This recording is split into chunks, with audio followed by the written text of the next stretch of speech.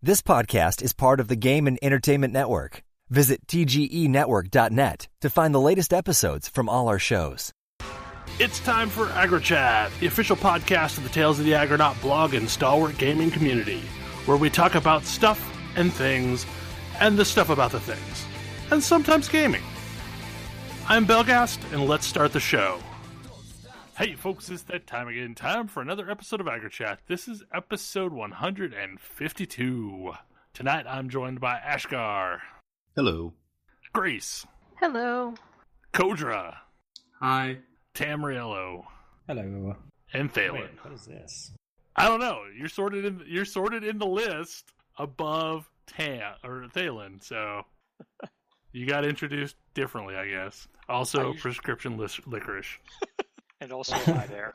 And I'm usually at the end. Last week was different for some reason. Yeah. No, I just usually don't hear you pronounce my full name. Yes, and also Bill usually just says Tam. Yeah, I don't know. Maybe I'm in a weird way? I don't know. Oh. I mean, I am a creature of habit, but sometimes I randomly and inexplicably vary that habit, and I don't know.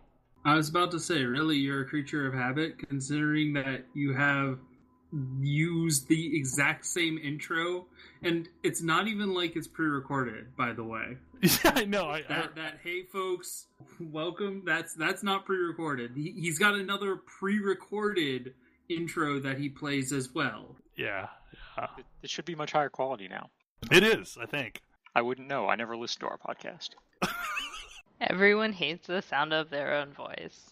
Yes. It has taken me a really long time to get used to it because I have to be the one who edits it, and God, I hated it at first. I listen to it when I'm not on it. I don't think there's been a show that I wasn't on. Hasn't happened yet, no. No, because nobody else can record it. Yeah, I've never sat down and taught anyone else how to do whatever the hell I'm doing. Well, and you're the media personality of the group, It's so true. we need you. According to Lyle, I am a thought leader. Thought leader. I kind of hate that term, Yes. too. And a tastemaker. Oh my god! I could call you an ideator. Ugh. If you call me a tastemaker, I feel like I really need a Diners Club card. Where the hell's Telly Savalas when you need him? So yeah, we should probably do things. Persona 5, Tam, you're still enthralled by this. This game is great. Trying to figure out how I can gush over it in such a way that isn't spoilery, because it's strikingly hard to do. Like, Yeah, and Atlas seriously doesn't want you to spoil anything. yeah, like Atlas really. I mean, basically every scene that isn't you in a menu, and even some of the you are in a menu screens, are blocked from recording on the PS4. Speaking I of just think which, that's stupid. okay, so speaking of which, like, seriously, if anybody that's listening to us wants to know how to get around that, hit me up on Twitter, and I can teach you the dark arts of getting around that damn thing. There are other games, like Gundam Breaker 3 blocks all scenes from recording, basically. Yep. Yeah. There's no good reason for this at all. Persona 5 blocks not just every scene. Everything past the menu. Starting menu, basically. Yes, everything past the starting menu. Yep. So everything past the point that you agree that this is not a real thing blocked. that's happening. Well, that's blocked too. Yeah. And yet I've seen a video of it, so yeah, clearly. Look, it it's can be not done that around. hard to run No. an HDMI cable through a capture card. Yeah. Well, so it's not just that you run the HDMI cable through a capture card. You also have to run it through a really cheap HDMI splitter so that it strips out the HDCP signal. Or do you even need HDCP on? Like, I no, for PS3, I don't- it basically always was. It won't let you play the game. I don't think without HDCP on, Okay. because like it won't let you play a Blu-ray Yeah, I knew without that. HDCP on, and I'm pretty sure that also factors to game. So basically, you just need to strip the HDCP signal out to get around it, and there are numerous ways to do this thing. But anyway, that's a side note. So, like, Persona 5 basically improves on Persona 4 in every single way. And what's got me hooked about it is that everything that is going on in it, like every problem, every like piece of it is real and believable. It's just how you solve it that isn't, but like how you solve it is sort of ancillary. Like Persona 4 is the, your sort of supernatural murder mystery, and like, but it's a mystery involving supernatural murders. Whereas like the stuff that's going on in Persona 5 is very, very grounded and down to earth, and it kind of permeates the whole game.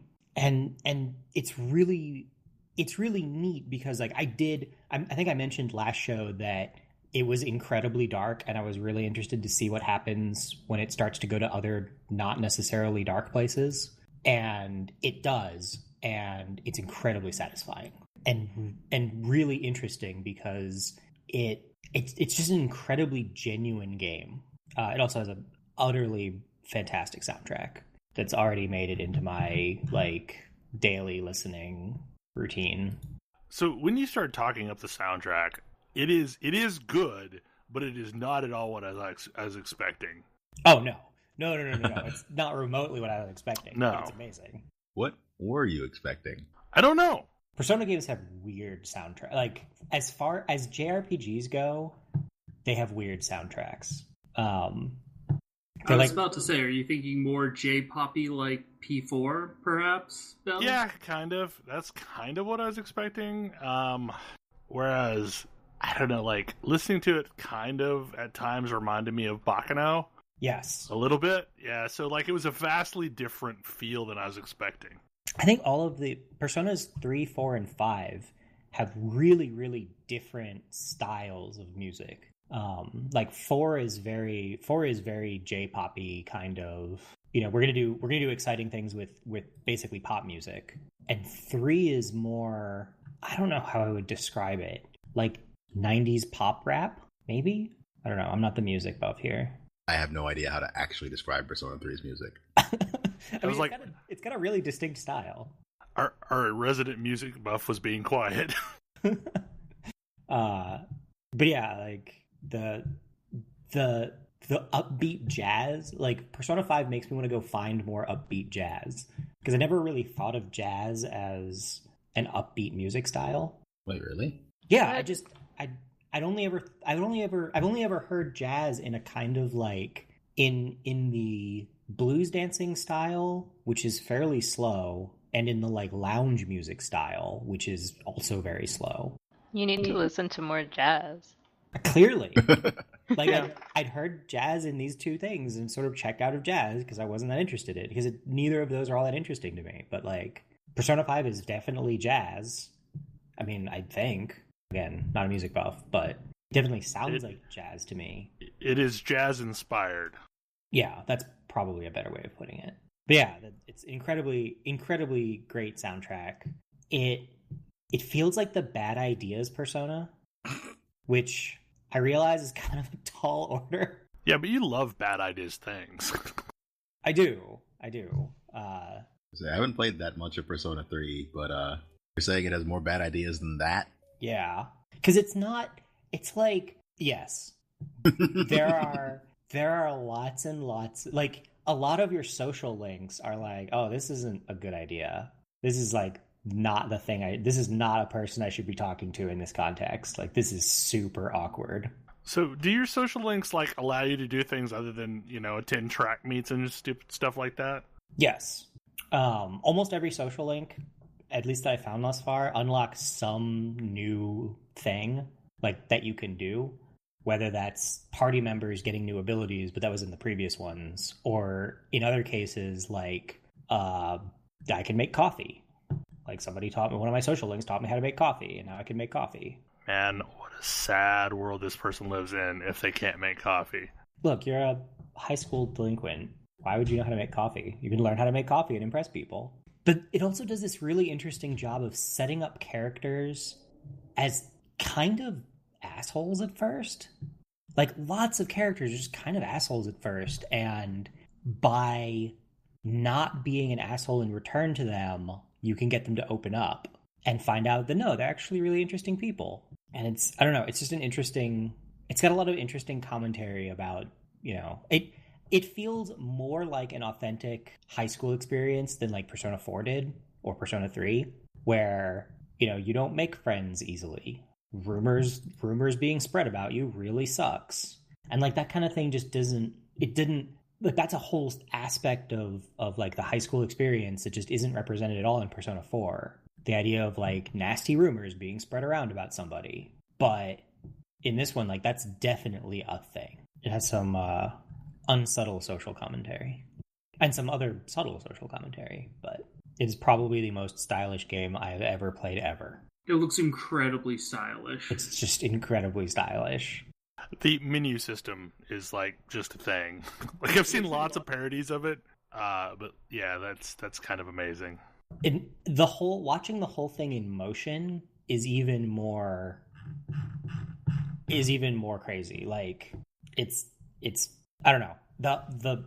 I don't really even know how to process what's going on with the game, but like in terms of its style, but the style is really aggressively stylish. And it does a bunch of really cool things with cell shading, like switching back and forth between fully hand-drawn like line art stills and interspersing those with 3D animation. And it makes it look natural because the whole game is cell shaded, but it has some just utterly brilliant visual transitions that I think are great. It uses, when you finish a fight, it gives you this like, your standard XP items, money gain kind of screen that's played against that's like this weird line with 2D hand-drawn thing, like icons representing money and XP and stuff, that takes up a huge part of your screen and blurs out everything behind it except for your characters, who are usually like running along or posing or something against this crazy red line background. And it's this visual transition that hides dropping you from the fight sort of render back into the main, like wherever you happen to be running around in, and it looks totally seamless. It's really, really neat. So there's no fade to black, like, oh, fade to black into a fight, like screen swirly, fade to black into a fight, and then fade to black out of a fight. It feels really seamless, and so you feel like you're going in and out of fights really elegantly. I probably just ruined it for everyone explaining what it is they're doing, but I think it's really clever, and it makes the game feel really good, and like moving from fight to fight feels really fun and natural. It is also kind of a stealth game, but you don't have to care. But it means that like ambushing enemies is way more important than it used to be, but there's better systems as opposed to just like try to get behind them. So I like that a lot. I realize that there's like almost nothing I can say about this game that isn't spoilery, but so in what way did it get less dark? So when you start succeeding and you start you sort of finish the first dungeon and things get better and you sort of form a group of friends. As you do other things, your reputation starts to shift, and people are like, oh, well, people are like, oh, huh, I guess you have a criminal record, but like, you don't seem like that bad a guy. You kind of make friends with a bunch of other kind of misfits and outcasts and form a group with them. And it's a really positive group because everybody's been through some shit. Like they're all characters with dark past, like either for various reasons, like dark pasts or rough upbringings, and they manage to be rough in extremely different ways. But it's cool to see like, oh hey, we all relate because we don't fit in for variety of reasons. We don't fit in, and it's this kind of like, here's as various characters all realize that they don't fit in various ways, they've become really supportive of each other, and that's really neat to see. I still want to murder Yosuke equivalent. Aww. Like, man, that guy is annoying. Not for the same reasons Yosuke is, luckily, but I want to punch him a lot more frequently than I wanted to punch Yosuke. But I'm also annoyed by the mascot character. I think the mascot character is actually pretty neat. See, Teddy didn't bother me. Oh my god, Teddy is the worst. I hate Teddy so much. It's like annoying and a misogynist. Like, done. I'm out. Maybe I didn't get far enough to really see the misogynist part. You probably didn't. Yeah, like, he just seemed like he was like a generic mascot. No. I wish. I would actually be much less annoyed by that character if that were all I was dealing with. But no, there's sort of an inflection point in Persona 4 where he goes from being like pretty annoying to extremely annoying. I guess the mascot character in Persona 3 is just a dog. It's like just a magic dog. A talking dog? No, it's not. It doesn't talk. It really is like it's a dog party member. It has a little dog backpack and like bites people. Oh, yeah. Advantages to still have Cerberus as its persona. Yeah, it has Cerberus as a persona because it's I mean, like, what else would a dog have? Anubis, I guess? That's funny. But yeah, like, character design is really neat. It does a bunch of really like, I'm trying to figure out, it has a whole bunch of really cringy scenes that are self-aware about being cringy. So it's like, yes, this is a really awkward situation, and the game knows exactly how awkward it is. It isn't awkward because it's trying to present something incredibly awkward as non-awkward. It's like, no, this is an incredibly awkward scene. What are you going to do with it? It's very self-aware and down to earth. But yeah, it probably, I mean, I guess it's only April, but it's gonna be really difficult for a game to bump this off the top of my games of the year list. Mostly because even if another game were this good, the soundtrack pushes it so far over the top. I love the soundtrack to this game so much. I was about to say, good news. There's going to be a lot of games that are going to try. Yeah. I mean, based on, to a great degree, on you talking about it, it's probably going to be the next game I pick up after I finish Horizon. It sounds very interesting. And apparently you get to spend a whole lot of the time like wandering around very high fidelity versions of Shibuya and Natsanganjaya and so forth. Yes.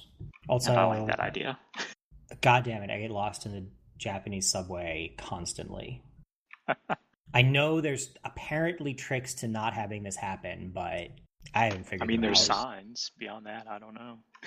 Yeah, I need to start looking at the sign. I mean, apparently, according to people I know who have been to Japan and navigated the subways, like, the signs are perfectly accurate and make it incredibly easy to navigate the subway. I just don't know what I'm looking for. Depending on just how accurate they made it, there are sound cues for the different stations. There are, in fact, sound cues for different stations. Yeah, I quick travel a lot because I get lost in the world really easily.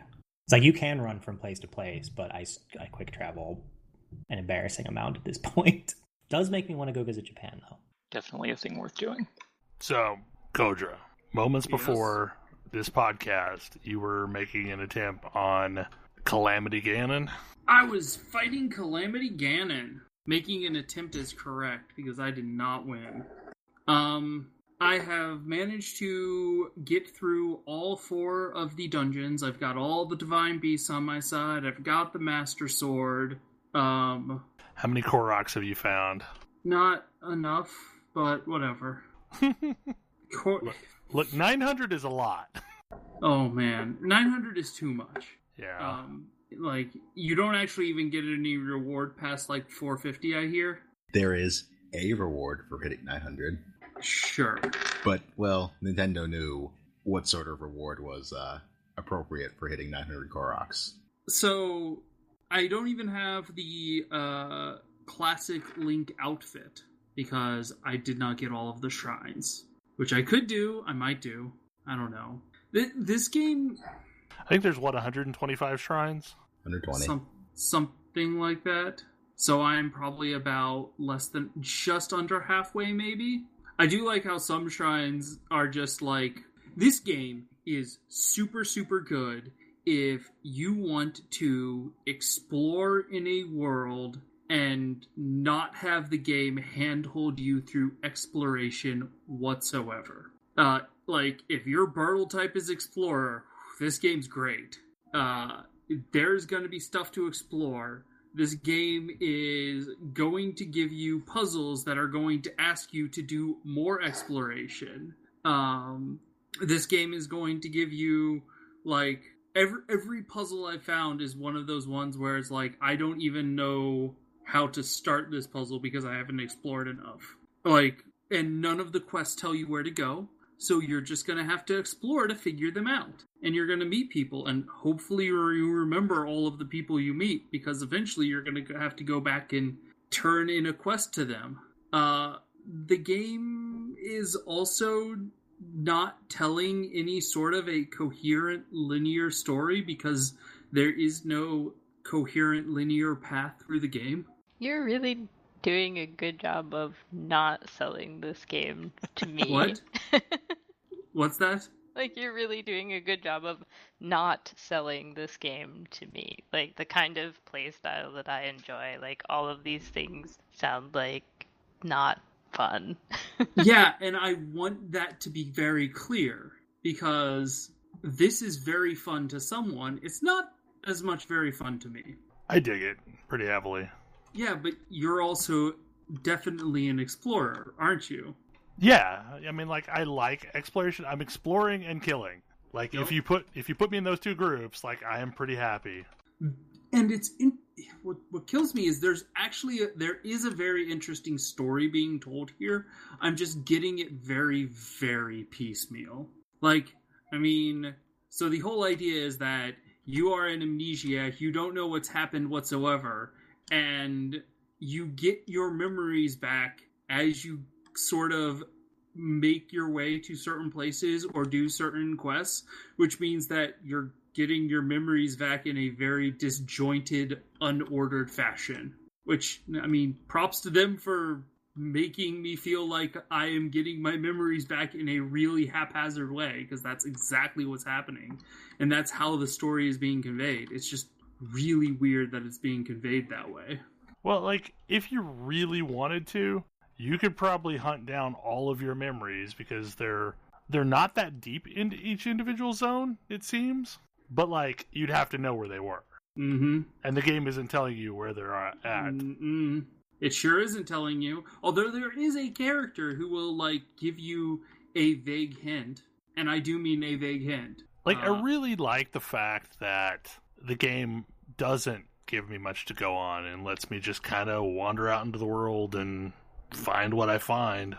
And it feels like, I guess the thing for me is, like, there's never been a situation where I felt like there was a mountain that had no purpose for being there. I'll agree to that. This world is incredibly well sculpted.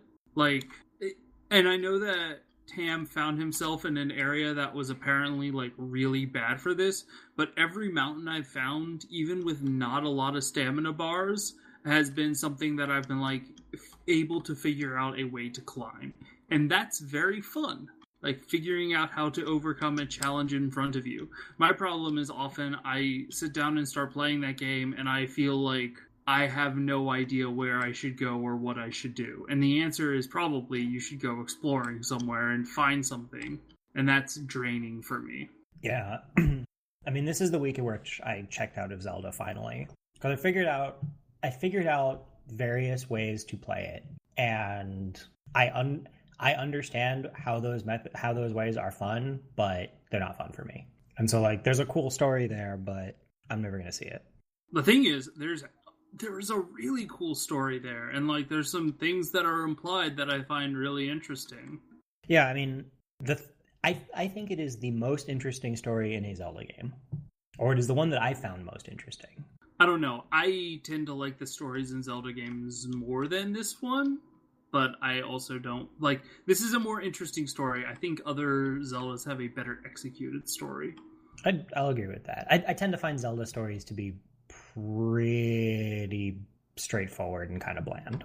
They're pretty straightforward. I'll give you that. I mean, this is a game that I have been playing, a game series I've been playing since I was a kid. So yeah. Well, to be fair, Zelda is also a game series I've been playing since a kid. Yeah, I mean, same. But... like, it was one of the first Nintendo games to really hook me on what the Nintendo could be. I guess, yeah, I mean, my biggest disappointment of Ocarina of Time when I played it was that the story wasn't that interesting compared to other things I was playing at the same time. and I love like Link to the Past, but like I think sort of steadily over the years, like Zelda stories have not really changed much, and I have. Hence, I'm sort of less impressed by Zelda stories than I once was. So for me, I play Zelda much the same as how I played Final Fantasy 15, and in both cases, neither is really a playstyle conducive to actually beating the game.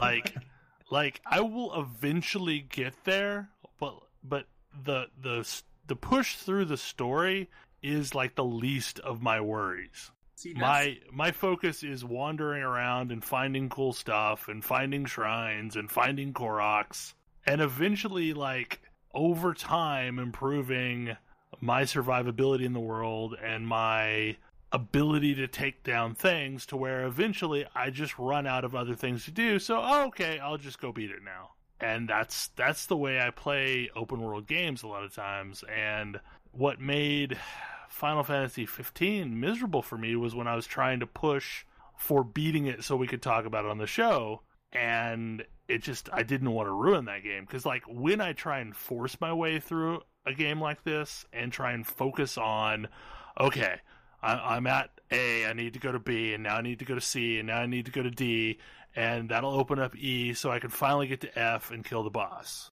And that's the most miserable way to play these games for me ever, because I don't care about the story. Like, it's cool if I'm getting the story like drip fed to me as I'm doing other things, but I'm not in it for the story. I'm in it for the sense of awe at roaming around a world that I don't know. Like, I don't understand where things are, and I have to figure it out as I'm going. Especially because, like, I don't know, like, that's a rare occasion, I guess, is I have played so many games at this point that they always remind me of something else. So there's equivalent information that allows me to piece together what I'm supposed to be doing. Especially with MMOs. Like, MMOs feel like a solved problem. So when you give me a world that I don't understand and it has interesting stuff going on, I like feeling my way through it without really feeling like I have to move forward. If Breath of the Wild were a multiplayer game, I would be so into it. Like, as I'm listening to you say that, I'm thinking about that. It's like almost everything that frustrates me about it would be something I would love to do with like 3 or 4 friends. Right. I mean, we've talked about that. Like, it would be cool to find a game like this, but multiplayer, to where, okay, we have to rely on each other to make our way through this world because the world itself is difficult and frustrating. I don't know, all of these conversations about Zelda just make me want everyone to get around to finishing Horizon. Because I think, like, from the sound of it, you know, some of the complaints about Zelda seem to be addressed in a better way in Horizon. And I mean, it was definitely a game where I had the freedom to wander around and do whatever I want, but I could also make it as directed as I want and know, like, there are quests that I can do, or I can just wander and, like, kill robots. That's fun. And it had a very coherent, very, very interesting story and, like, really interesting characters, and did a good job of sort of feeding you threads of it along the way in sort of however quickly you wanted to absorb them. It is next on my list. I absolutely feel like, having played what I've played of Horizon and what I've played of Breath of the Wild, is that it's basically the same problem with 2 vastly different solutions. Like, that I feel like they're trying to solve some of the same problems. They're just going at it from totally different directions, so they end up being polar opposites. Because, you know, Horizon from the start makes you feel awesome, like you are competent. And Breath of the Wild from the start makes you feel weak, like you know nothing. Yeah, one of those things sounds really fun to me. And the thing is, like, normally I would say, yeah, Horizon definitely seems like the better option, but, like, there's something about Breath of the Wild, and I can't put my finger on it. Like, that makes, and I don't know if it's the fact that there's nostalgia at work as well that's making me care about this world because I cared about lots of other worlds, and this is this weird narrative that ties everything I've ever played together in the Zelda universe. So I don't know, like, but there is something about the game. It is more of a sum of all parts, because like there's lots of things about it that are just horrible. Like I can't even defend half of the things it's doing. Yeah, and I think that this is sort of the difference with like WoW expansions and certain other games for me. Zelda lost me with Skyward Sword. Like it started to lose me with Twilight Princess a little bit, although I did love Twilight Princess. It had some like rough edges that I didn't really love, and it lost me completely with Skyward Sword, and Breath of the Wild didn't get me back. Like I am not forgiving of Breath of the Wild the way I was trying to be with Skyward Sword. And so I don't have that like Zelda nostalgia thing. Yeah. Anymore. I still loved Breath of the Wild, and this was the one that was like, this is not as good as I was hoping it to be. Wait, which was? Breath of the Wild. You meant Skyward Sword, right? Yeah, I loved Skyward Sword. What did I say? Okay. It's confused. Yeah, you said I love Breath of the Wild. Oh, no. It's not as good as it should be. I loved Skyward Sword. I would love to have watched you play Skyward Sword, because I think, as mentioned, the control scheme was awful for me. Just unplayably awful. It was definitely finicky, and I was very forgiving of the control scheme because I thought it was cool. Yeah, the last Zelda that I truly loved was Wind Waker. I never actually finished Twilight Princess. It was okay. It's on my list now that I have the Wii U version, and I don't have to care about motion controls. I mean, if you played it on GameCube, you didn't have to worry about motion controls either. No, but I bought the wrong version back then. Like, I decided, I'm going to get it for the Wii U, even though it's available on the GameCube, and I found the GameCube controller a perfectly comfortable controller to use. And now GameCube... I didn't mind the motion controls in either of them. I actually... See, the thing is I thought, when I was playing Twilight Princess, I was like, okay, I'm flicking my wrist to swing a sword, that's cool, but, like, wouldn't it be really cool if, like, the way I flicked my wrist decided how my sword swung? I absolutely thought that too. Nope. No, I was on a research project in college that said no. I was 100. I mean, I was 100% in that same boat where I was like, man, this would be cool if the fidelity were higher. And then I played Skyward Sword, and my experience with Skyward Sword is, oh wow, I really hate this. Like, this would be really cool if it didn't require a level of precision that the game just refuses to deliver or that the input is not capable of keeping up with.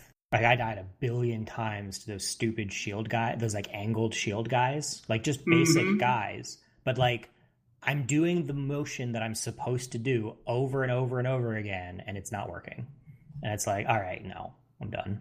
As I recall, there was like a feel to it that I got. Like, you had to like sort of pause at certain parts in your motion to really to get best results. Yeah. Like, I was definitely figuring out how to work with the control scheme in that one. So I feel like we're going from not entirely happy with Breath of the Wild to I am immensely happy with Andromeda and how it turned out. Because on, what was it, Friday night, I stayed up until about 1 a.m. and I beat the game, and all in all, I put in a little over 80 hours. And this game had kind of a rough start, like a lot of BioWare games do. But man, did it pay off in the end. And just the simple aspect of a new Mass Effect franchise standing on, and trying to eclipse what I honestly think is one of the best sci-fi trilogies out there is super hard. Like, they had the deck stacked against them. And for anyone that was expecting to have Commander Shepard again, that's not what Andromeda is doing. But since you mentioned, I am deep in the explorer archetype. This game was perfect for me because you are not a soldier, you are an explorer. That is functionally what the Pathfinder is you're out exploring and finding things, and they have given a whole series of planets for you to go off and explore, and at the same time do really interesting things that ultimately matter in the grand scheme of things. The game itself is divided up into different kinds of content, and it's a way of messaging the game to you how important it is. So you have basically the main story arc is listed a specific way in the menu, and then you have these personal quests, which are things that either members of your crew or factions or something like that cares about. And then there are quests that happen on planets that are basically planet story arcs, if you think in terms of SWTOR. And then finally you have these tasks, which are, daily quests or busy work or things that you can safely ignore. Hey, do you need some more money? Yeah, do you need some more money? Do you want some more experience? Here's some stuff. And they also take place in a specific planet usually, but they're not that important. Like, I have a long list of everything that's in tasks that's like partially completed just because I got some completion through doing all the other stuff. But in 80 hours, I had completed all of the planetary quests and all of the companion and faction quests and the main story arc. And I don't want to go into too much detail because I have a feeling there's still lots of people here that are going to play the game. But man, the game pays off in spades in the end. If you recall how awesome the final sequence in Mass Effect 3 felt, just the tunnel that takes you from the moment where it warns you're about to engage in the end game, essentially. I hope you mean Mass Effect 1. No, I mean Mass Effect 3. Like, there was a really cool end sequence. The Earth landing. Yes. Where you're moving from point to point and dealing with literally everyone you've ever dealt with. Right. Yeah. Like, that's what I'm talking about, is literally the final act of Mass Effect 3. Not necessarily the ending, but the things leading up to it. The storming the castle of that game. Like, that felt amazing, and it was a massive payoff of everything you had done to that point from all of the game. Like, if you had carried forth your save, like, you were going to see stuff in that sequence that you hadn't seen before. The same kind of thing happens during the final moments of this game. Not in the same context, mind you, but like there's an event, and like all of these people from the entire game, like even minor characters, come in, and you kind of have like a last ride with everyone before the game concludes itself. And it is not the same context as Mass Effect 3. Like, Mass Effect 3 had like dire consequences on the line. So, but it just felt amazing. Like, it felt like all of these little decisions that I had made along the way mattered. Like, it was payoff. Like, all of those weird little side quests that I did for some random person, there was final payoff. Another huge thing this game has going for it is there is no Carthonasi. And there's a specific character that BioWare keeps putting in their games that I hate beyond hate. And it's Carthonasi in KOTOR, and Caden Alenko in Mass Effect 1, and Corso Riggs in Star Wars Knights of the Old, or whatever. Yeah, Star Wars The Old Republic. So what do you mean by, like, just a vanilla dude? No, it's the broody, I hate you at first, but then finally, I turn around and now we're buds. And I don't trust you. And no matter how good I am to you, I'm still not going to trust you because you're the man. Like, Caden and Karth and Corso all kind of had that thing going on. The rival buddy party member. Yeah, like the Yeah, I mean, I don't know how to describe it other than that, but like for me, all three of those characters had the same problem.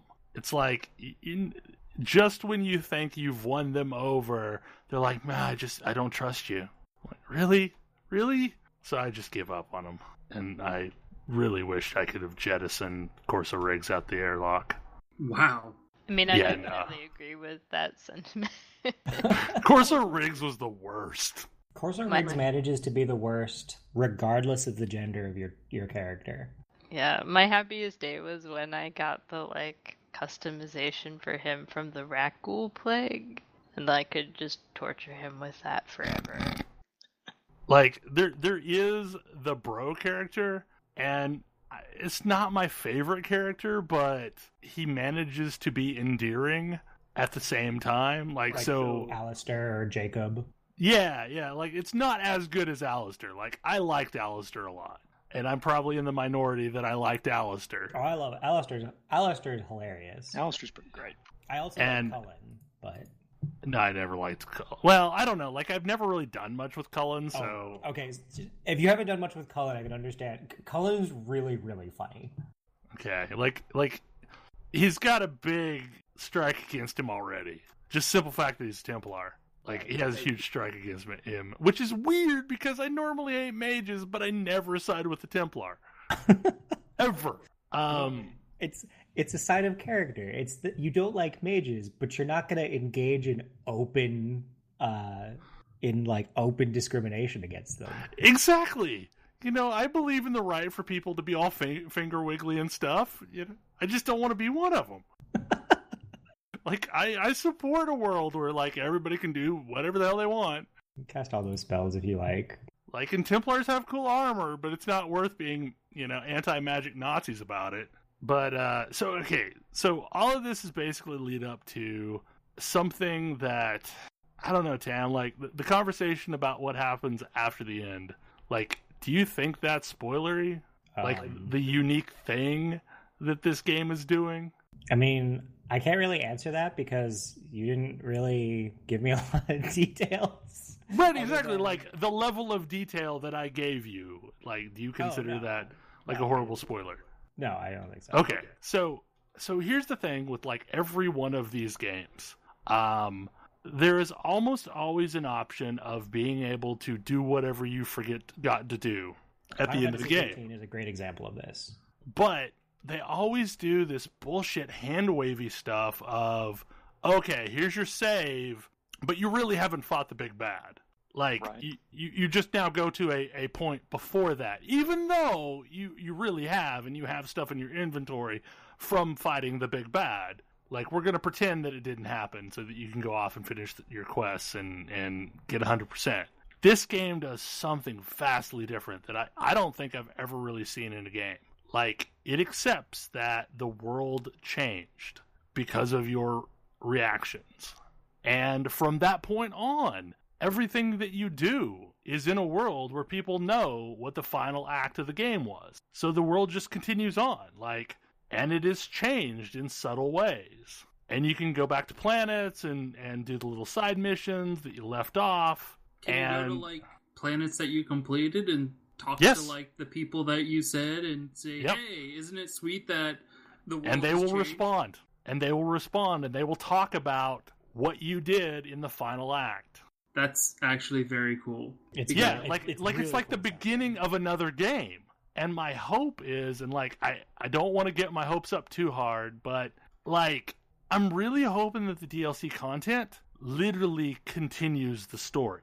That it's not some inconsequential planet out in the middle of nowhere that you just didn't happen to know about the first time you played the game. That it like literally is like you dealing with the ramifications of the decisions you made. More like Final Fantasy. Exactly. Patch update. Right. So you get a little nugget of story that's not a full expansion, but like it's you being a Pathfinder with your buds, but doing it in a way that's relevant to your final decisions. If they did that kind of thing and then gave you, like, basically leading up to the inevitable sequel, it would be amazing. That would be really cool. Like, that would be a really cool DLC approach. Maybe that way they wouldn't have to hit a massive reset button on the series for the next one.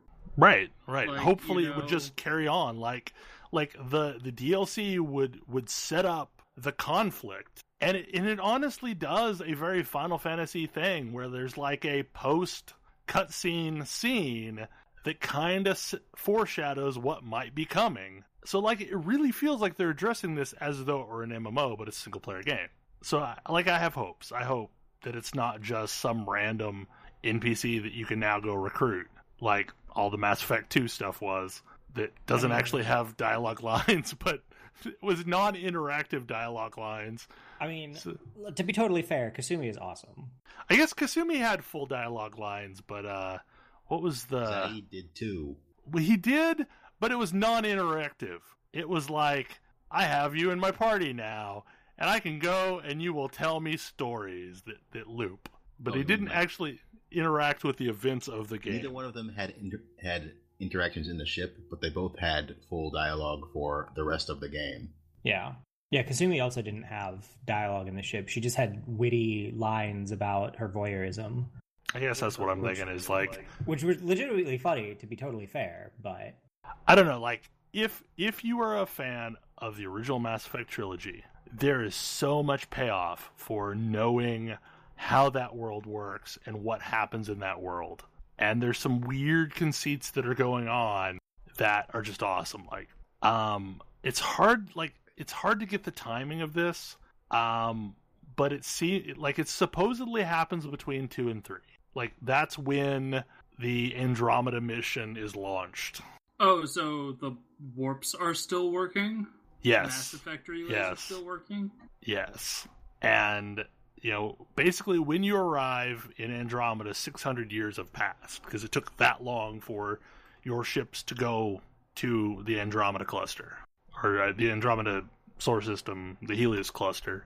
But, like, there are references aplenty to things that happened in at least 1 and 2, and some foreshadowing of 3. I don't know, like I said, the game has a really awkward start, and mostly because, you're not Shepard. Like, people were super attached to their Shepard, and this character is a vastly different character, regardless of which of the twins you end up playing. It's interesting, because I remember when I was first getting to Mass Effect, it had a big hurdle to get over with me where it's like, oh, I'm playing a military character? Yeah. I don't really want to play a military character. And then it won me over. I was like, oh, this is really neat. And like, what little I played of Andromeda has been like, oh wow, this is sort of the character that I wanted to, this is like sort of the type of character I wanted to play in the original Mass Effect, but like couldn't because that was a game about being a military guy. Well, and honestly, like, some of your decisions can shape how it feels. Like, there's an early on decision that you make, and your character is either going to lean towards a science-y type explory background or a more military background. And I have a feeling, like, I made a choice. I have a feeling that choice is going to functionally dictate a lot about the game. But, like, the thing that I loved about Mass Effect 2 was that it had this whole away mission feel, as you had this just huge number of side missions to go do.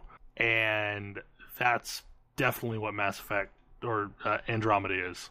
It is a lot of hanging out with people on a ship and going and doing things and trying to save the day and make this bad situation into a good situation. So, like, previously I would have said Mass Effect 2 is probably my favorite, then Mass Effect 3, and then Mass Effect 1, only because Mass Effect 1, it has some issues. Like, it has some control scheme issues that bug me every time I play it again, because it's this weird, awkward half between, like, KOTOR and Dragon Age in feel. I haven't played a lot of Andromeda, but what the feeling that I've got from it is that you don't actually have to have played the other Mass Effect games to really get a lot out of it. Nope. All of the references to things that happened in the Milky Way are kind of subtle and kind of a nod here or there that if you played those games, it is a little fan service because you're hearing slightly different sides of Tales, or you're hearing people talk about things that you played through in the first 3. Got it. But it is also at times a unreliable narrator that this is what the rest of the world thought about those events. Like, this is what was public knowledge. Right. Which is really interesting. So there's definitely payoff for people that, were diehards of the original trilogy. But this is basically doing its own thing. And I don't know, like, it is a heavy contention for a game of the year for me. And I did not think that was going to be the case early on, because I thought it kind of had an awkward start. And then the whole expressionless face thing that bugged me. But the patch fixed that. Like, people have emotion now. It is well worth the time, but I would say don't try and push your way through the story. You're going to miss a lot. Like, do side quests, because the payoff at the end is well worth it. Let's see, another thing we discussed this week is the fact that Nintendo apparently does not like money, because they have officially canceled the NES Classic for some reason. Our money is not good enough for them. Like, I still have never seen one in a store. They just don't exist. And, like, there was no way I was going to pay a scalper for one. So it's a weird situation for me, because it's a console I would never actually be interested in. Like, I am not the use case for this thing. Not the target audience, rather. So I didn't really get it. I still don't. But it does seem that it is highly in demand, and yet Nintendo does not want to sell them anymore. Yeah. And all I can think is that maybe they had fabrication issues or part supply issues to get this thing to market, and that they just don't have an easy way to make it. Yeah, I mean, the other thing I've seen suggested is possibly some sort of licensing issue with one or more of the games. Because they really did have a wide breadth of Nintendo titles. They weren't just their titles. Yeah, because they had like Mega Man 2, Final Fantasy, yeah. Yeah. I mean, it felt like this great slice of these are the things that made the Nintendo era great. And I would have picked one up. Like, it wasn't a huge priority, but I was hoping for eventually someday they would become commonplace to where I could pay face value. Yeah, I was definitely interested in buying one of these for retail. I mean, it seemed like a really handy little box to have a decent library of games on that I could eventually play with my son. Well, and it had a nice fringe benefit of using like the Wii connector, so that controller could be swapped out with like the Wii or the Wii Classic controller if you really wanted to, I believe. I mean, if you ignore the fact that ROMs exist, it was a pretty reasonable price to get a whole bunch of games for, because Nintendo doesn't sell any of those games for less than $6. Yeah. There's another conversation, but it's also a nice tidy package of them. Like, I thought it was a fine product. It was going to get me to give them money. It was small too. Like, I mean, you could carry it with you if you wanted to go somewhere with it. But no, I was definitely probably the use case for it, because I was like, oh yeah, I'd love to have those games again. I mean, and the thing is they're just as emulated as the Virtual Console is. So it's not like they were any truer to life, but I mean, it was nice to have them all in one place. And, you know, another benefit is, HDMI support. Whereas if you have a Nintendo still around, you don't have HDMI. But I don't know, like, we had this lengthy discussion, and I don't even know how to really kick into it about that. A lot of the times I just feel like Nintendo is confused. Like, I don't know what they're thinking. I don't think they're confused. I can put on my like business theory hat, but like the more I see about what Nintendo has been doing lately within the last 5 years or so, they know what they're doing. We don't necessarily like you may not necessarily like what they're doing, but what they're doing makes a lot of sense, because the limited availability of the Switch. The Switch is a big risk. Nintendo is an extremely risk averse company. They are a fraction of the size of their competition. They've been around longer than their competition, but they're still a fraction of the size of their competition in terms of just how big their company is.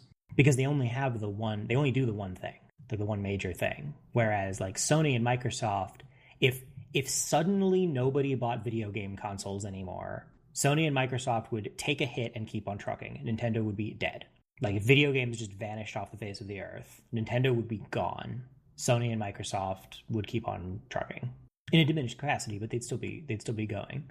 So as a result, like, you know, Sony can make enough PlayStations that anybody who wants one can buy one, and if some of them sit on shelves for months or years, whatever, not really doing much harm. You know, they'll eat the costs of returns because they're going to make it back up on volume of games sold. But Nintendo doesn't have that assurance and can't afford to take that kind of risk. So they're going to manufacture Switches and NES Classics in fairly small numbers, and then manufacture more of them over time as they see demand. But they're pretty much going to peter off when it looks like demand isn't running with that. Like demand isn't on their side, and eventually that'll mean that it won't be hard. I mean, even at the heyday of the Wii, there were never so many of them that you could walk into any store and find a whole bunch of them until like years after the Wii's launch. Yeah, I didn't get mine until, I don't know, somewhere between 3 and 6 months after launch. Yeah, because they're just very careful about manufacturing more of them because they didn't know when the demand was going to dry up. Because that happens fast, and if you've made too many, then now you're stuck holding the bag. And like that kind of risk isn't one that Nintendo can afford to make, or wants to afford to make, I suppose is more accurate. I guess what frustrates me about the situation is the fact that they have created this market where they are enabling the hell out of the scalpers. I mean, this past Christmas, for example, like you could not get a 3DS, period. The only place that you could get one was on Craigslist because none of the stores had them because the stock was gone. And I would also disagree that the demand for the NES Classic has dried up.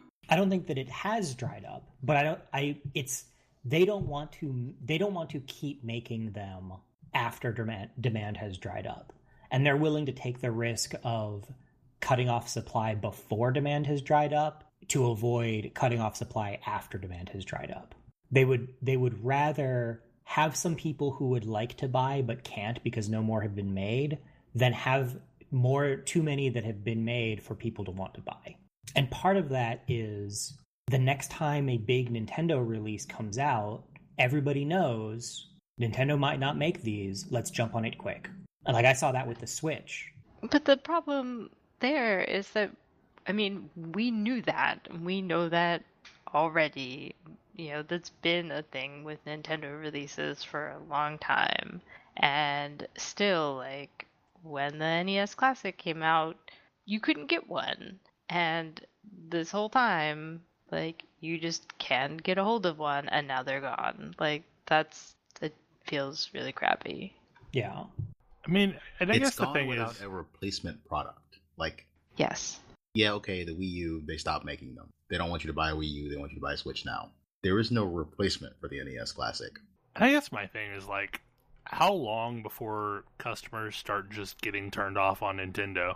Like, because they do not have business practices that are pro-consumer. And for So someone like us who, like, okay, you know, we might try to, you know, play the refresh game on various sites and try to get a hold of one, or maybe if we really wanted something, deal with the secondary market, although I wouldn't do that, but, you know, like, I mean, they're, you know, going to various different stores or whatever and trying to hunt these things down, but, like, mom who wants to get this thing for her kid for a gift is not going to do any of that. She's going to go, I can't find this. Doesn't exist. Yeah, I think Nintendo is kind of cutting off its nose in spite of its face in that regard. I don't think it's a spite thing. Like, I know it feels like a spite thing, but I don't think it is a spite thing. Well, I don't think it's like some sort of malicious action on Nintendo's part, but I just, like, I understand the sort of the business reasoning that you laid out, but it feels like it may be detrimental in the long run if Nintendo becomes, oh, it's the company that you can't get their stuff. Like, if you really want their stuff, you have to get it from, like, the secondary market and pay a giant markup, and, like, who wants to do that? I'm not gonna bother. Well, and, like, I said they're anti-consumer, but, like, I'm not even factoring in intent. I don't think they want to be. That's just the choices they've made. And, like, no matter how you reason out their business decisions, you can't say they are a pro-consumer company at all. Like, any of their practices are good for the consumer. They're good for their bottom line sometimes, I think they run the risk. I think they run the risk of being a niche company that sells products to the most engaged of their nostalgic audience, and they won't have the attach rate they had historically because they aren't getting kids to play their games. Yeah, because I mean, they're basically risking the same thing that's happened to and it continues to happen to the comic book market over the past decade and more. The audience just continues to shrink. Possibly, but I don't think the NES Classic and the Switch are completely different markets. The Switch, the NES Classic is not made for kids to buy, and they know it. And I don't think the Switch is either. It's made for nostalgic adults. The Switch is more of that, but after all, the Switch is just a tablet. Yeah. I guess the thing is like with the Switch, if you are not already bought into Nintendo as a company and as a nostalgic trip, I am not sure what the hook is to get you to buy a Switch. Right now, there isn't one. Right now, right. Zelda. I mean, especially with the upcoming generations not really playing like handheld consoles, they're using phones instead. But I also don't think it's necessarily bad if it's hard to get a hold of a Switch for a few months while they get a bigger library of games that people actually want to play out. Because right now, if you are not a bought into the Nintendo infrastructure, consumer, there isn't anything on the Switch for you. And there presumably will be, but Nintendo doesn't want you to buy a Switch and then return it, because then they're not going to sell any of the games that come out. If it's 8 months before you can get a Switch, and in that 8 months they manage to release 3 or 4 more games that you're really excited about, then you're a lot more likely to keep the Switch. Now, there's an argument about why did you even release it when you did, but because they wanted people to play Breath of the Wild on it instead of the Wii U. I mean, like, Breath of the Wild was a perfect console seller title. Like, it really was. And the fact that it has over 100% attach rate for the Switch is, first of all, a little madness, but second of all, I think it's also proof of the fact that the secondary market is latching on to anything that is Switch related and trying to flip it. Because I'm not sure that's true. Because Breath of the Wild copies are not hard to find here, and Switches are they are here. Hard. Breath of the Wild copies are hard to find here. Are they really? Breath of the Wild is trivially easy to find here. No, most places don't really have anything Switch related right now. I could walk into the mall and find stacks of it at 3 different places. Yeah, same. Yeah, no, that's not the reality here. It may be that they don't stock product. You could be dealing with stores that don't stock product that are like better about linking product with associated products, and will only stock what they'll only stock enough copies of Zelda for the Switches that they've gotten in, kind of deal, to save space. And it may be the market. Like, I mean, the market I live in is horrible about trying to flip everything on Craigslist. So, like, if there is some product that is all of a sudden hot, there will be hundreds of them listed on Craigslist, regardless of what it is. Like, it could be some piece of cookware, and there have been people that have camped Walmart to buy them and are now trying to make a buck by flipping them on Craigslist. And you get the weirdest stuff Switch related. Like, there are cases on Craigslist that people are trying to flip for insane prices. There are, normal and collector's edition Breath of the Wild, Snipper Clips, like all these games, Joy-Cons, Pro controllers, a handful of Switch units, because they've mostly sold out. But for a while, there were like 20, 30 Switch units on sale at Craigslist, going for about $600. So it's just been weird. Like, I guess that's a lot of my frustration, is the fact that they're enabling people to do this by making it artificially scarce. I mean, and all of this said, like, I have a Switch. I got mine from Amazon. I mean, I lucked out and ordered mine in like what was a 5 to 10 minute window when they actually had some. But I mean, I got one. I've still not actually seen a Switch in the wild either. I almost saw one. Like, I saw somebody walking out of a store with one, with the last one that store had. I mean, I get what they're doing from a business perspective. And I also get that probably in the grand scheme of things, they don't really care about the American market as much as they care about the Japanese market. The Japanese market seems to have Switches. Actually true, because, well, Yeah. there are more of us over here. Yeah, I mean, I'm just saying, like, they don't seem to be having the severe droughts. I mean, like, importing one is still not feasible, but... And I think they said they're not actually stopping making the Famicom Classic. It's just the NES Classic. Is the Famicom Classic the Japanese version? Yeah. Oh, nice. And it's got 2 wired controllers functionally, just like the actual Famicom unit. Yeah, well, it's being discontinued as well, but apparently it's only temporary. Right, they're going to start making it again. I love my Famicom. It's pretty awesome. Your Famicom? Yeah, I have a Famicom. I have a Famicom from Japan. With its microphone controller. And a controller port that I could never really find replacements for if I ever wanted to. That you have to set like 5 feet away from the television to play because the controllers are super short. Huh. Famicom Classic comes with Final Fantasy III. Which Final Fantasy III? The Japanese The one Final released Fantasy for the III. Famicom. The real Final Fantasy III?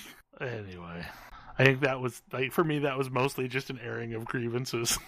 Yeah, I mean, I totally, like, I can explain what's going on business side with Nintendo, but I also agree that they're kind of in a unfortunate position where they can lose their audience, and they really can't afford to lose their audience. I was about to say, they're definitely burning some goodwill here. Yeah.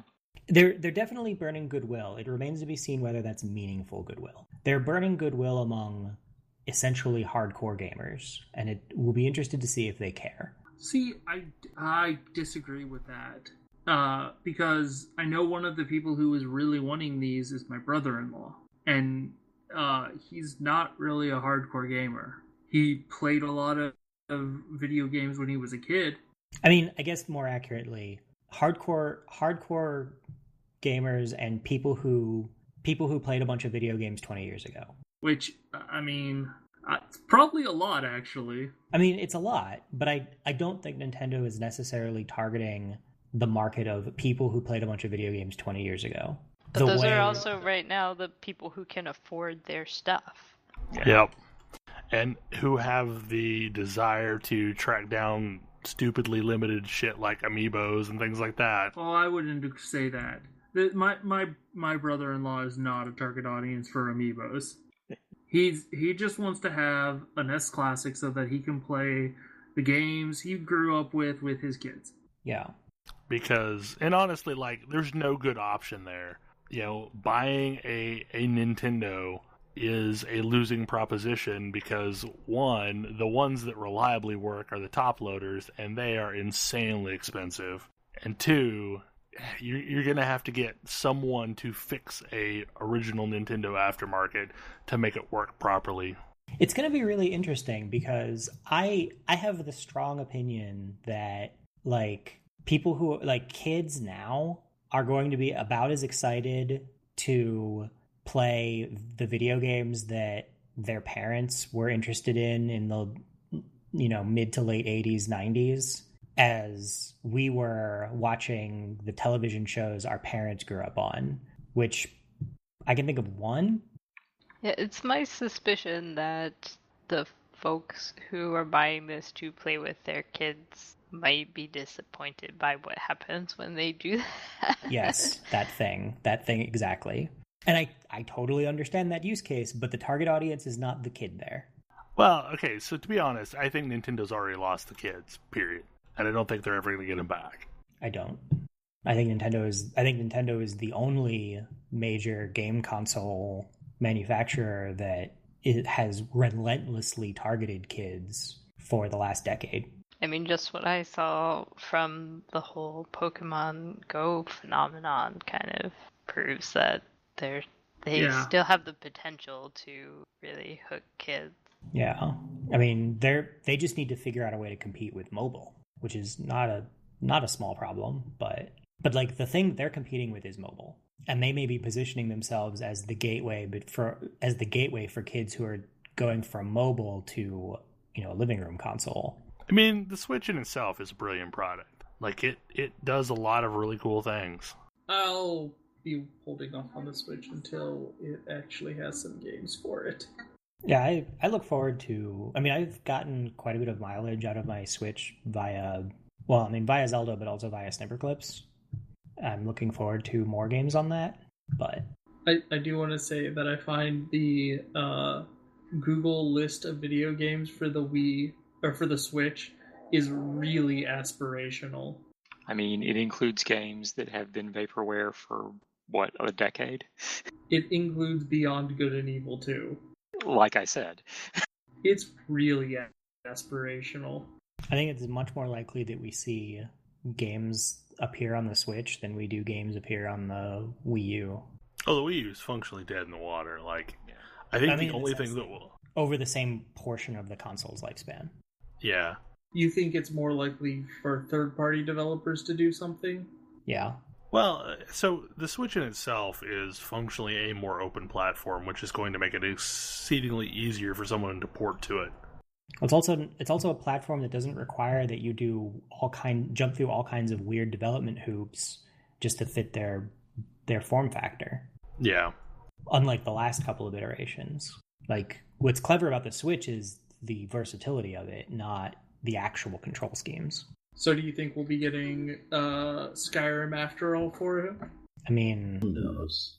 I probably can't comment on that one. I mean, I have a feeling we will see a version of Skyrim, but it will probably be the classic version of Skyrim, not the enhanced later version of Skyrim. It'll probably be the enhanced later version. Why would you not? I don't know if the console can run it. Resolution. Yeah, like, I don't know if it can handle it. I mean, it is not that powerful of a system. It is basically an NVIDIA Tegra tablet. Yeah, I mean, it's not that hard to downres it slightly and run it on slightly different settings, because there's already programs. I'm saying the only real difference there is that it got higher texture resolution and is running in 64-bit. So, I thought you meant, like, content-wise. No, it's going to have... No, I'm talking about the more prettified version. It's just not going to be the more prettified version. Sure. Because it is more powerful than, like, a 360, so it can definitely run Skyrim. Yeah. Yeah, but Skyrim 2010, not Skyrim 2016. Those aren't actually different games. No, but, I mean, there is enough of a graphical difference between the two that, I mean, I don't think that version would run on it. I don't think there are necessarily that many games that couldn't run on a Switch, unless you're talking about the real headliners that are usually console exclusives already. My hope is that by not being a member of the real rivalry there of Microsoft versus PlayStation, they may be able to get some of the titles eventually that were exclusive on the other platform. So, something that I don't think I've talked about on the show at all is Skyforge for console. And I am not really sure how much I've actually talked about Skyforge, period, on the show. Like, I don't recall hearing about it before today, so... Oh, really? Probably very not much. Brief thing when we were playing it on PC. Yeah, it's this weird game by Obsidian and the Allods team. I don't know how you pronounce that, other than that attempt at pronouncing it. So it is a Russian MMO with Obsidian writing for it. We're still in the Obsidian will do anything for anyone that pays them money stage here. Yes, we are. It's weird. Like, so I don't know. Like Thalen, you may remember this. Tam may remember this. once upon a time, Mythic, the folks that released Dark Age of Camelot, were working on a game prior to getting the Warhammer license called Imperator. That was like a Roman Empire in outer space game. Right. Oh, God, yeah. I do remember that, yeah. This game feels like the spiritual successor to that because it's very much this Roman gods in outer space kind of feel. And I would not be surprised if like there's someone on this team that worked on that game and was really disappointed when it got shelved. Not that we really knew anything about that game other than some renders that we saw of early screens. The problem with this game when it was released on the PC is it was largely unintelligible. Like, it had a lot of systems, and it did a horrible job of explaining those systems to you. So it was this weird sort of MMO, sort of lobby game, kind of along the lines of Phantasy Star Online in the way that it worked, but with like a bunch of competing systems that it didn't really explain, and the Final Fantasy X sphere grid for, a leveling system to move back and forth between different classes. Because you can functionally be all the classes in the game on a single character. It's just you have to earn points to buy your way into these other classes. What they've done with the console is that they've really taken all of that madness and made it make sense. To where they've also like shored up the storyline a bit, because it was like you're some kind of an immortal, but it doesn't really make sense. So basically, like, you are this immortal, and it's kind of the Rift thing, to where you died, but then you came back to life, and that sometimes apparently happens among members of your race. And now you have been basically, you're like a fledgling deity, and you have to help out the populace and earn followers, and their worship makes you more powerful, and you run little missions for them. And like, if you can just run the mission and level up, but if you explore the missions, you'll find people that are like being attacked by monsters, and if you save them, they thank you, and they become a follower. And then additionally, like, they've turned... Previously, it was just these kind of random missions that you would get assigned to you, and there was a rhyme and reason to it, but it didn't really seem like it. So they've replaced all of the mission terminal type stuff with kind of a map conquest mode, to where you're, like, helping out different regions of the world, and you move through that region as you free it from the influence of these monsters. Additionally, like, I remember when Ash and I played this, I don't know, when did it release? I have no idea. It's been a couple years. My initial thought was like, it was a fun game, but there was just a lot of stuff going on, and the control scheme didn't feel great with a mouse and keyboard. And I thought, okay, so if they ever add console support, or if they ever add controller support, this will be much better. And on the PlayStation 4, it feels really good. Like, the way that they've mapped the controls feel somewhat logical. It's got the Terra / what was the monster taming game that we played not long ago, Tam? Riders of Icarus? Yeah. Yeah. It's got the auto combo thing going on, but it does something different other than mash this button to go through a bunch of attacks in sequence. Based on... There's like two buttons. There's basically like your main attack, and then there's this weird does something cool button. And depending upon the number of key presses that you do, you can fire off different combo attacks based on your input. And then in addition, there's like some reactives that happen and things like that. So it feels better than Terra did or Riders of Icarus did for combat. And I think, like, honestly, like the one thing that the game probably has as a challenge is it is a pseudo MMORPG.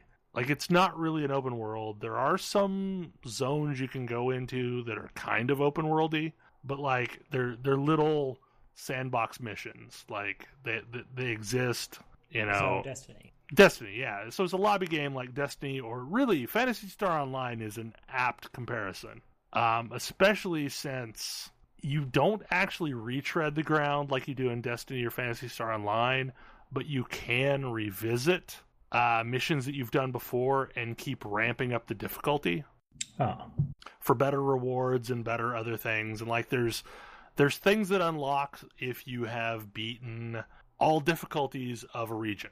So like if you've done all of them on the highest difficulty, you get something special for doing that. They seem to have made so previously you had this sphere grid and it was kind of nonsense. But now you unlock these other classes through conquering regions of the map. And not necessarily conquering, but basically like saving the day in a series of missions in a region can unlock these additional temples to these different classes. So like I started out as Paladin, and by the end of the first region, I can go into Cryomancer and... God, I'm drawing a blank at what the other one was. So basically a caster and a healer. Light something. And if you start as one of those, your map looks a little different because that's the starting temple for you. And then you can go into the other two starter classes pretty easily. Then once you leave the main map, it kind of branches out more than that. And each region seems to have at least one temple that you can unlock in it that then unlocks another class. And as far as the class design, it feels, I don't know, almost, I almost want to say MOBA-ish, in that it is a very specific thing, and you can tweak it a little bit, but no, really, all of your abilities are pretty set in stone, and you get them really quickly, and then you're just improving upon those abilities, like making them more efficient. There's not a lot of branching that happens. So you have like the Paladin, you have the Knight, which is a weird shield and spear class. You have the Alchemist, which is like a poison lobbing class. When I'm looking at this kinetic character, I like gravity manipulation as a... They're all kind of interesting. Like they're not just straight up traditional. Like the Paladin is the closest thing to a traditional caster trope. I mean, like, not caster, but like a MMO trope. Like, Paladins play exactly like you expect them to. Cryomancers are weird. Like, they're the traditional wizardy class, but like they do some really interesting things. Like, they have this crazy ability that, like, does a hurricane around them. Probably the biggest thing that the game has going against it is the fact that you have these 3 starter classes. I think it's Lightbringer, which is their healery type, the Cryomancer, and the Paladin.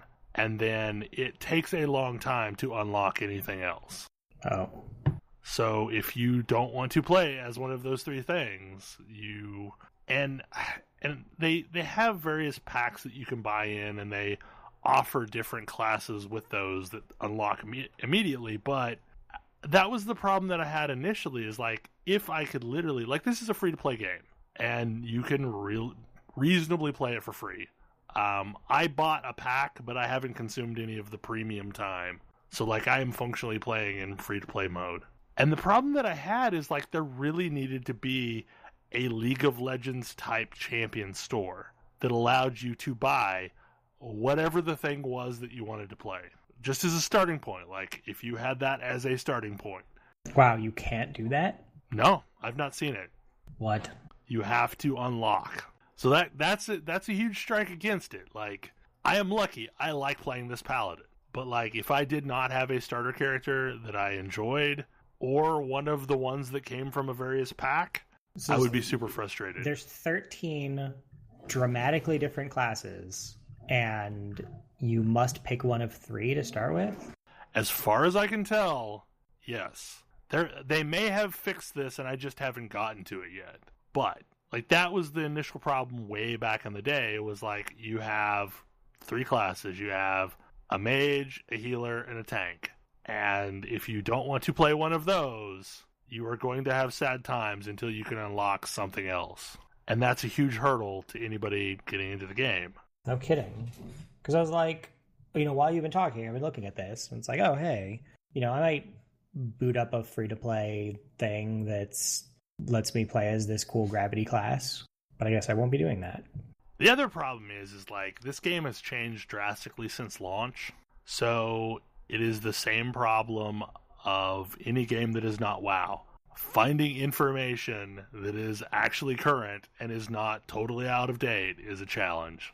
So I am sitting here trying to figure out if they ever put in to where you could buy class unlocks with their currency Argents, and everything I'm finding is outdated. So, I mean, I'm enjoying like a little, not really a renaissance with the game, but like I'm back playing it periodically. Like anytime that I need not to get super into anything, I may pop in, run a couple missions, because the missions last 10-15 minutes. So it is a very specific niche for me, and I think the console version plays better for me personally than the PC version did. But it is officially out now, and you can just download it from the PlayStation Store, or I think the Xbox Store, either one. But yeah, I mean, it does have some issues. I mean, it did not make sense at the initial release that all of these classes did not have a price tag associated with them. So another game that has apparently changed an awful lot since release, and that was a rough segue. I hear Please there's tell a me thing. Magic. No. Well, that's true too. I'd like to remember where He's you're not going wrong. with this. Yeah, that's where I thought you were going. No. Secret World Legends. Oh yeah, I guess that has also changed quite a bit. So But first has of it all, changed like, yet? no, it's not changed yet. I mean, For the people who are supposedly not there's a supposed to tell us beta. anything. I mean, there is a beta. Yeah. So And those people are disclaimer. under NDA and apparently don't care. Yeah. So disclaimer. None of us are in beta. So like anything we say is just us talking. Wild speculation. Yeah. Yep. But I don't know. There was a I wouldn't guess Reddit. they're still creepy scarecrows. There was a Reddit where people were totally violating the NDA. So Wait, was? It's not still up? I assumed it was dead by now, but maybe it's still up. It was up at last check, but I haven't checked recently. But yeah, anyway, for people unaware of what Secret World Legends is about in the first place, I guess Funcom decided that Secret World is a cool story, cool things happened, and maybe it wasn't entirely suited to its MMO, the MMO that it is. So they would make a sort of multiplayer action MMO hybrid and rebrand it as the Secret World Legends. It's a little unclear who exactly they expect to play this game. It's a little strange and it's a little confusing, like just from the general information that is out about it. Like, it doesn't appear that they're changing enough of the game to be a really different game. Like, as far as I can tell, like, all of the content will still be there, but the combat style is going to change, and the amount of people that you might encounter in the world will be vastly reduced. And like, sure, the Secret World's combat was kind of butts, so I am totally okay with them revamping the combat on that game, but I'm not sure exactly how much else is changing to warrant this being a whole rebranding as opposed to just a major overhaul of the base game. But I guess the difference is that the original game is still gonna be around in maintenance mode for a while. Yeah, they really don't want to be Swig 2.0.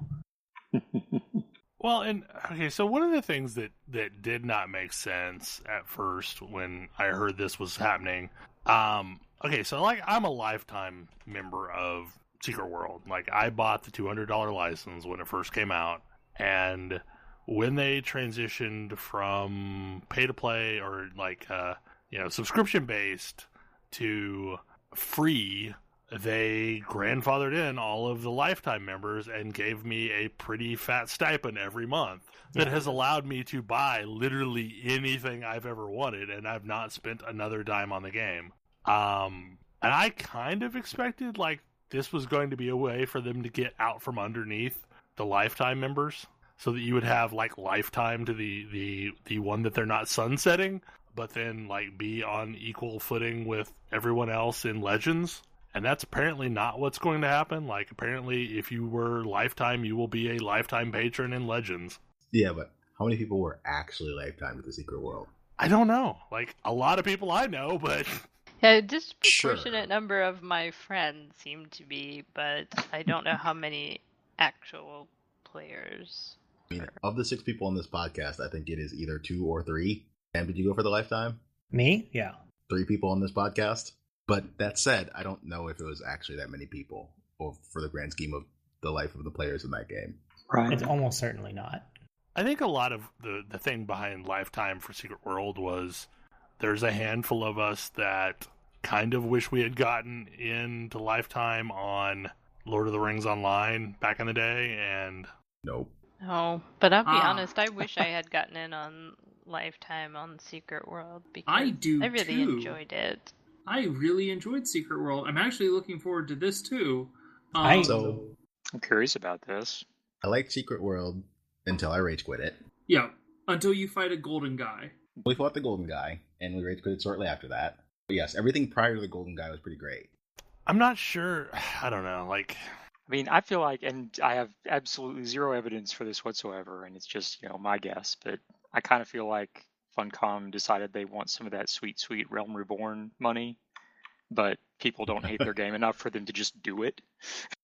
So this is what they're doing instead. That seems kind of likely. But they're going to have to do this as a more than window dressing update. Like, they need serious system change. And, I mean, I don't know for certain that that's not what's happening, but, I mean, I'm just saying, this is going to have to be a similar to Realm Reborn change. Yeah. Like, rethink this game. And I mean, reports are that, or what little I've read, suggests that is in fact what they're doing. But yes, I do think it's basically required. I mean, it's what would be required for me to play it again. But if that's what they do, then I'll give it another go. I'll probably try it again. I'd have had, an urge to go in and play Secret World again anyway. So if they actually fix the combat so it doesn't irritate me, yeah, that'd be great. Yeah, I mean, like I've had the urge to go back and play the Secret World more than once, but what's happened every single time is I get in and 30 seconds later I remember why I quit, because combat. Right. And I'd be interesting to find out if like they're trying to make the different combat trees stand on their own instead of making you mix things up, because I think that was one of the key problems with the game, is that I wonder if it's going to be a completely different combat and progression system altogether. Yes. Yes. That is what they have said. Yeah. So I imagine the trees, like, it might not even be weapon-based, is my thought.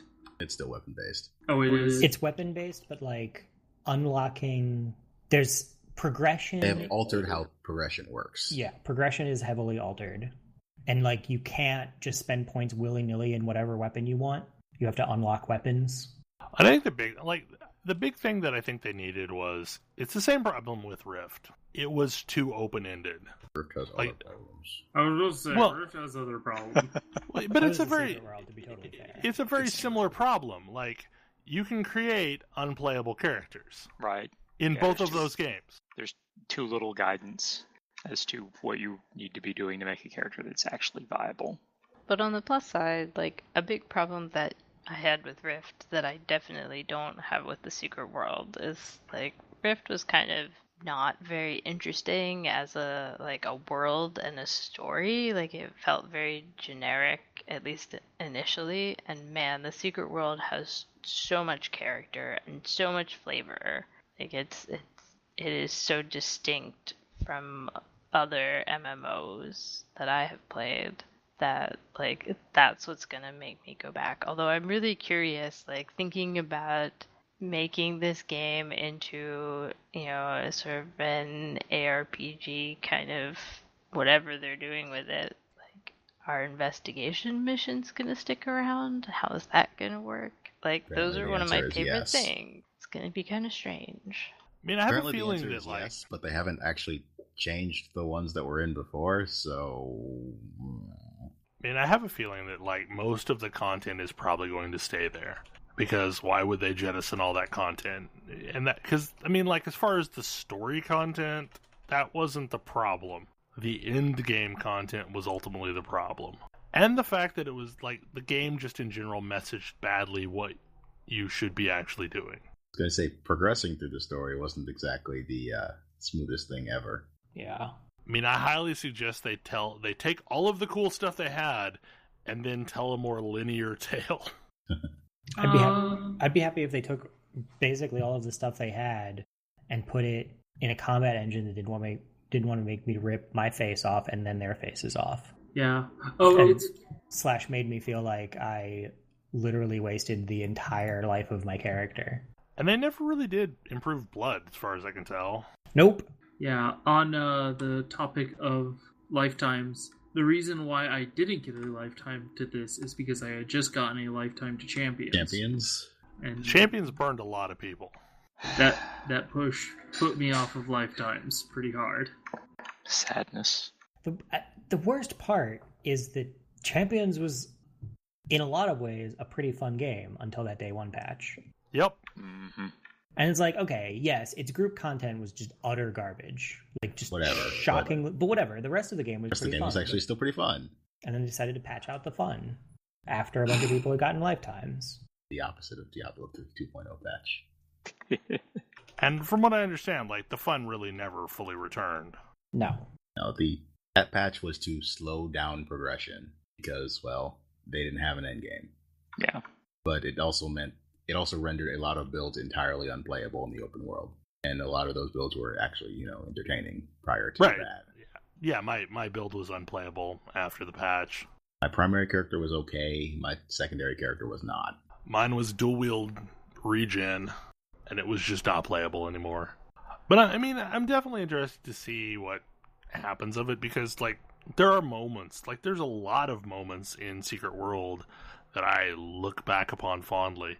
I mean, it's still one of those games that every time it goes on sale, I'm like, if you've never played this game, you should totally play it, because up until the end, it is a really fun game. It's doing a lot of interesting things. It's got some of the most interesting quest content. Oh yeah, the quest content is fantastic. And I think that might be why I didn't completely bounce off it like some of you guys, because I only barely scratched the surface of any sort of multiplayer content in that game. Like, I essentially was playing it like single player game for most of the time that I was playing. I mean, And it it also was has pretty some rad. It also has some of my favorite dungeons ever. So Oh yeah. I never got to play just any of that- those.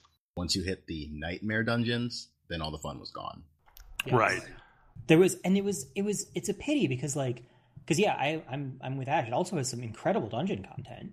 I mean, they managed to give me like real tension in their dungeons.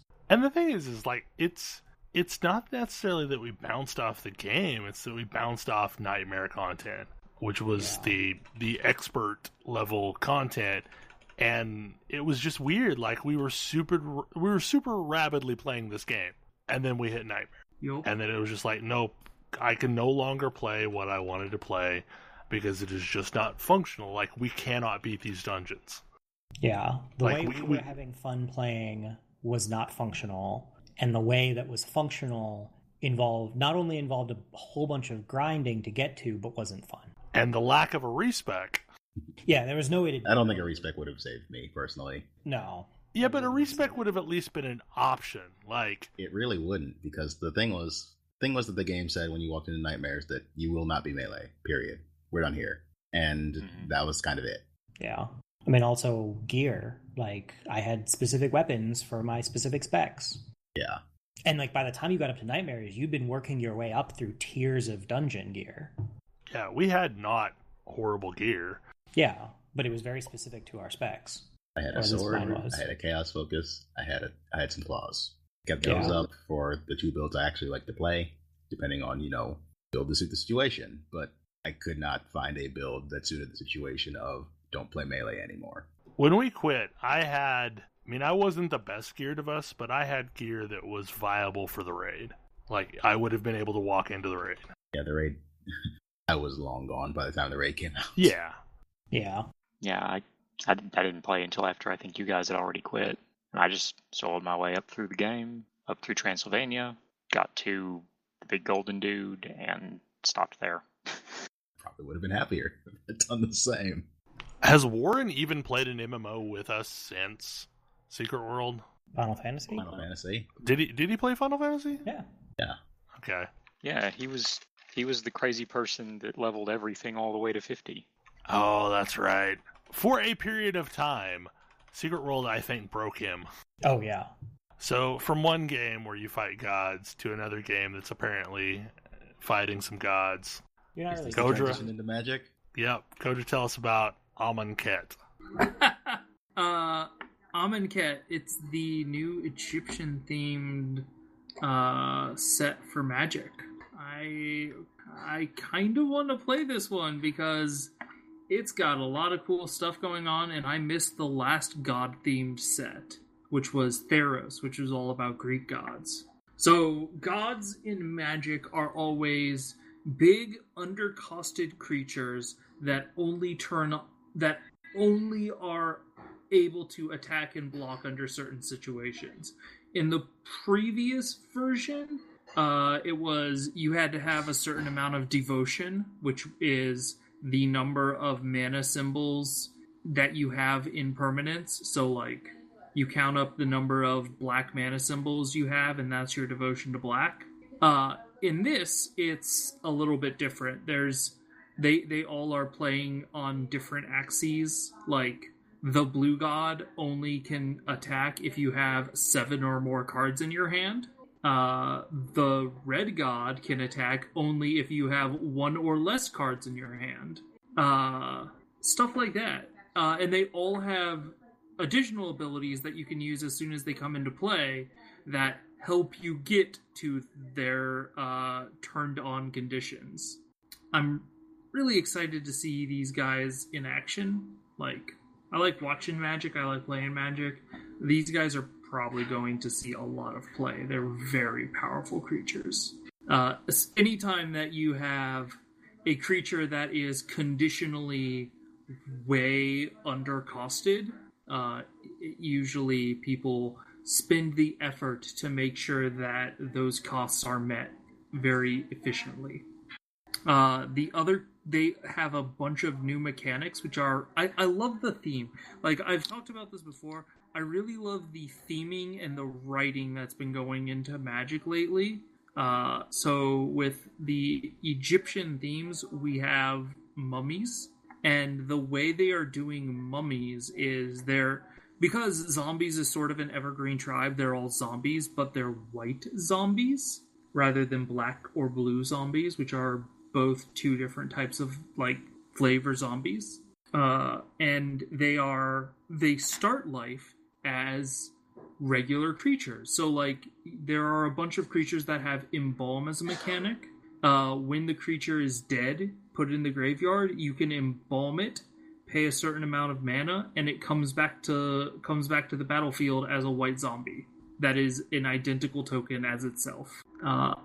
I thought that was pretty sweet from a flavor perspective. Like, once they have passed on, you're able to bring them back as a mummy to guard yourself. And the other big thing that's going on is there's a lot of, like, building of monuments. So there are monuments that you, like, build brick counters into, and once they have enough bricks on them, they, like, turn on a secondary mode, which is incredibly powerful. One is once you have built enough bricks, it's basically a Black Lotus every turn. That seems a little overpowered. It's really hard to, like, it will cost you 7 mana over the course of 3 turns. It's not going to get turned on very easily. It's a late game, if it, at all. Yeah, if it ever happens, it's going to be late game. So is there a lord for zombies still in play? There are so many lords, and this actually includes, like, 3 more lords, sort of. So there's Liliana's Mastery, which is it's an enchantment that costs 5. All zombies get +1/+1, and you also create two zombies when it comes into play. There's a uncommon zombie lord of the accursed already. That just gives all zombies +1/+1, and you can pay 1 in a black and tap him to give all of your zombies menace. And there's also a new blinding zombie, or blinding something, which is a white, which when a zombie comes into play, you tap target creature and opponent controls. Or tap target creature. It tells me that black and white is going to be a very powerful combo. Yeah, black and white is zombies. Zomblebees. Yeah, so... and there's, I mean... We're fresh off of Innistrad, so there might be an actually, like, pretty legit zombie deck in Standard. That's always something I built as a fetish deck, but, like, it never really worked well. You like zombies and zombie Oh, lords? I love zombie decks. Like, I play black and something else. Like, I always play black. There's also a new Liliana who's, like, +1 creates new zombies. And her ultimate destroys all non-zombie creatures, which is pretty unfair if you're a zombie deck. Yeah. That said, most Planeswalker ultimates are your opponent just dies now. But how hard is it actually to get that out? The ultimate... So, are you familiar with Planeswalker mechanics? Only vaguely.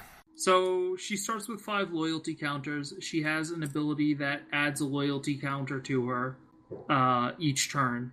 And when you do that, it creates a 2/2 zombie to protect her. She has to get to 7 before she can use that ability. So the first time you can do it is after 2 turns. Is 2 turns after playing her. There are a couple of caveats because there are some weird Planeswalker cards in the set right now in the standard rotation. But for the most part, it's pretty hard. It requires your opponent to not have managed to do much damage to Liliana for a couple of turns. But yeah, Amonkhet's out. Pre-releases start next week. It's gonna be exciting to see the decks people build. I tend to generally love Egyptian-themed anything. There are cats. There's a cat lord. Should be full of mummies and cats, and possibly mummy cats. And a cat snake. You mean a ferret? No. They're actually called serpopods. They're real Egyptian mythological creatures. Although, like... You mean ferrets? You know, like, the joke is that unicorns come from somebody seeing a rhinoceros and not really having a great way of explaining what they saw. That's probably true for serpopods. Somebody saw a ferret and was like, I saw this snake, but it was also a cat kind of thing? Actually, serpopods look more like giraffes. It's like a cat body with a snake neck. Yes. And head. You mean ferrets. That's a little different. But yeah. See also questing beast. Okay. I guess so. Yeah. Lots of cool, like, if you're into the Egyptian theme and you like Magic, it's definitely worth checking out. I think they did a great job with the theming. But yes, there's now a cat tribal lord that gives Johnny? all... No, I don't mean a Johnny. I mean a cat that gives all other cats +1/+1 and lifelink. So if you want to have a Catmander deck, you can slot that in, and it will give make all of your cats bigger. Biggest cats ever. Okay, Thalen. What have you been up to? I have been watching a lot of Mystery Science Theater because it's back, and it is fantastic. And it makes me so happy. I'm so excited by this. I mean, I knew it was coming. I backed it on Kickstarter, but I'm still, like, so happy and excited that it's actually here. Yeah, I backed it too, and like the entire time waiting for it to come out, I was like, I really hope this is going to be good, because I mean, it's been like 20 years since we had Mystery Science Theater, and like, would they really remember what it really was? Would Joel still have that touch? And it feels like Mystery Science Theater just with slightly higher production values. But The intro is amazing. Yeah. But that just means like the models that are obviously models are like a little bit more intricate. but they're still obviously models. It's amazing. Felicia Day does a great job. Yeah, she and Patton Oswalt are great Mads. Jonah for me feels like he's kind of somewhere in between Joel and Mike. Like his relationship with the bots is more like Mike's, but like the Invention Exchange is back, and that just makes me happy. Like, and all sorts of like little nods back to classic episodes, like jokes, running gags that you remember from Mystery Science Theater show back up. Like even ones that maybe only appeared once. In the very first episode, Tom Servo bilocated. Nobody said anything about it. Like you might not even notice it, but he absolutely did it. Watch out for snakes has been said. And all the movies they chose, I'm up to the 6th. They chose some really good movies this time around. Like a good range of movies. There have been a couple of giant monster movies. The one that I'm in the middle of right now is Star Crash, which is the movie that came out a year after Star Wars that maybe might have been considered an okay movie if Star Wars hadn't come out. Like, but even then, like the effects are not like I've seen Flash Gordon, and these effects I don't think are that good. One of the movies they actually got Wizards of the Lost Kingdom and Wizards of the Lost Kingdom 2, which are two of the movies that Roger Corman did when he was in Argentina, which Deathstalker is one of the ones they did before that was out of that set, and it's one of my all-time favorite Mystery Science Theater episodes. Like all the fantasy movies that they've done have been ones that I've really enjoyed. So, but yeah, Mystery Science Theater is back, and that's what I'm going to be doing for a while now.